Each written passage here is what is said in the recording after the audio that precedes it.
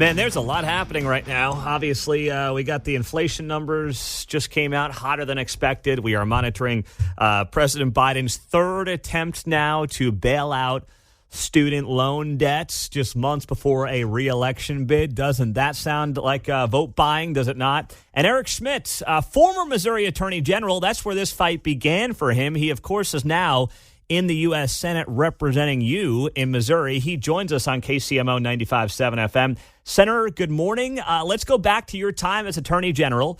You fought the administration on this issue of bailing out student loans, and they're not stopping their attempts. How shocked are you by the brazenness of these people in charge right now? Well, I mean, this is a lawless administration from top to bottom. You know, whether it's at the border, ignoring U.S. law. I mean, Biden has all the authority he needs right now to close the border. He won't do it. You're right. When I was AG, we were the first in the country to file that student loan lawsuit, and we actually had the standing hook because of MOHELA, which is a loan servicing quasi-governmental agency in Missouri. So we sued. That all went all the way to the Supreme Court, and we won because the Supreme Court said, look, you don't have authority. There's no, with a stroke of a pen, wipe away. With that program, what he was trying to do in front of the 2022 election cycle was $500 billion. And so that win was a huge win for taxpayers. It's just a cynical attempt, Pete, to buy votes. So he's at it again. He knows his poll numbers are terrible. And even among younger voters are flocking to the Republican Party right now. He knows that. So, again, this is just a cynical ploy to buy votes. But I think the voters, they see through it.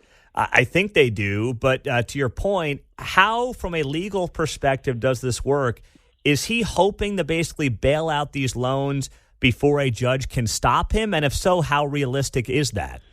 Well, this wouldn't even take effect immediately. So it's an announcement for something that will probably get struck down well after the 2024 election. That's the reality. So he's using a statute from the 1950s that's different. I mean, in the lawsuit that we had that got struck, that the Biden administration, their plan got struck down, it was under the HEROES Act, which was enacted right after 9/11, which didn't apply to what he was trying to do. And the same will probably be true here. He's trying to apply a statute from the 1950s that doesn't apply to what he's trying to do, and ultimately, my hope is it would get struck down. And I just think, again, this is such a middle finger by Joe Biden to the people who either never took out student loans, worked their way through college, or paid them off, just made entirely different life choices. And so the idea that the truck driver or the waitress or the welder has to somehow pay for the theater degree for a tenured professor is nuts. And so, again, this is all politics, but you see it time and time again. So essentially, the Biden's ignoring what the Supreme Court said. He did that time and time again. He does it on the border. He does it over and over. And so I just think, again, the shot clock is running here on this administration, and it can't come soon enough. What about Mayorkas? I know you have been front and center on this. For people that haven't seen your either social media or, of course, you were on Newsmax, I saw recently talking about the Alejandro Mayorkas impeachment proceedings and kind of where that stands. Where does it stand? What is the likelihood of any of this? Where are we at right now on that front there in D.C.? Yeah, so politically speaking, if there was a Mount Rushmore of worst cabinet members in the history of the country, Secretary Mayorkas would be on there. You could debate who the other people would be, but he's on there. Just a disaster. But legally speaking, my belief is that he's subverted the laws of the United States. I mean, he's got a memo essentially telling employees to ignore the law, whether it's the parole process or catch and release. So there's a bunch of reasons that, in my view, he should be, not only just impeached but convicted. That's my personal view. But before we get there, Pete, there's a really important thing that the U.S. Constitution requires us to do in the United States Senate. The House essentially impeaches, which they've done, and then those articles of impeachment now, it looks like Monday or Tuesday of next week, will be walked over. It's a very formal process, walked over to the Senate, and then every senator is sworn in as a juror, essentially, right, as somebody who's judging the evidence that's presented. And in every instance in the history of this country, 20-plus times, Pete, every instance that's happened, the Senate has had a trial. Has in every instance where the person's in office or still alive, has had a trial, and you vote to convict or not convict. What Chuck Schumer's trying to do, which has never happened in the history of the country, is to sidestep all of that and just dismiss it or table it. It's a procedural ploy that, again, has never been done before. It's really dangerous. It avoids our constitutional responsibility as senators to actually hear this and make a decision. And so that's what's going on. So it looks like that's going to play out Monday or Tuesday of next week. Okay, so that's a next week thing. And then, on the political side of this, you talk about the border and all the issues that we're facing down there. How does the Mayorkas trial, are you not afraid, but concerned at all that the Mayorkas trial may take away from really focusing on the issues at the border? Or do you think they're really synonymous and he needs to actually be the poster child for this in large part? Well, I do think that my interest in this here is, like, I've got a job. Like, I was elected to do a job, and the Constitution says this is one of the things you're supposed to do as a senator. So I think it's important for us to do just, from a constitutional perspective. Politically speaking, Joe Biden understands this is the number one issue in front of voters. And why is that? Because they see that 9 million people have come here illegally. 2 million of those are referred to as known gotaways, meaning we don't know who they are. Like, we have no idea. These are not the, millions who have been apprehended and released in the United States, given a court date sometime in the 2030s. That's the reality of what's happening. And then, of course, you see the crime, we see the fentanyl, we see the human trafficking.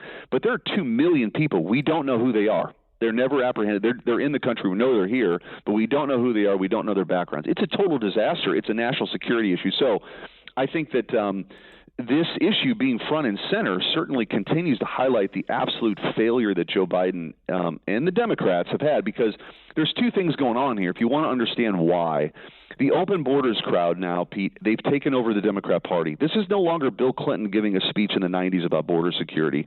They want this.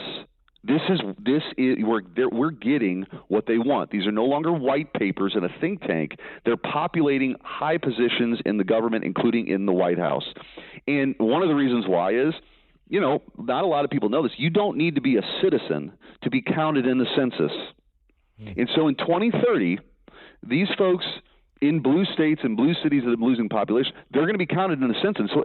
So it affects apportionment. So this is, in addition to the crime and all the issues and just the lawlessness, this is about power and control by the Democrats. So it's not just Joe Biden. This is where their party is now, and it's a disaster.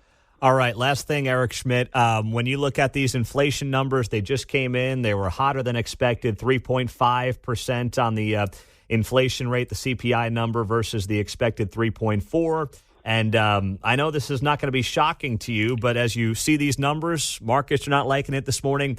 The Fed, rate cuts, are they coming? Are they not? How do you analyze and look at what we saw here in the last 45 minutes or so on that front? Well, I think people see this. This is the sticker shock that people see at the grocery store. So if you wonder why Bidenomics doesn't, they try to rebrand this thing and tell everybody things are going great. But when you go to the grocery store, everything's at least 20% more expensive. Energy's 30% more expensive. In inflation, I've said this, it's not like a natural disaster. It's not a tornado that comes out of nowhere, right, or an earthquake. There's a formula for it. And if you spend trillions and trillions and trillions of dollars that we don't have, and you declare war on domestic energy production, which this administration has, the price on everything goes up. And so that's what we're living with. And so until we see a change of policy, this is going to continue. And I think we're in a place now where the markets understand that. It's twice as expensive for people to buy a house now than 3 years ago because the interest rates chase essentially these inflation numbers. That's what's happening, and so everything's more expensive from top to bottom. So again, this is what happens when Democrats get their way. That's just the truth. Eric Schmidt, Missouri U.S. Senator on KCMO. Thanks for being here, Senator. We appreciate the time, and we'll be talking to you soon. Have a great day. Anytime, Pete. Take care. All right. Eric Schmidt, good stuff on KCMO Talk Radio.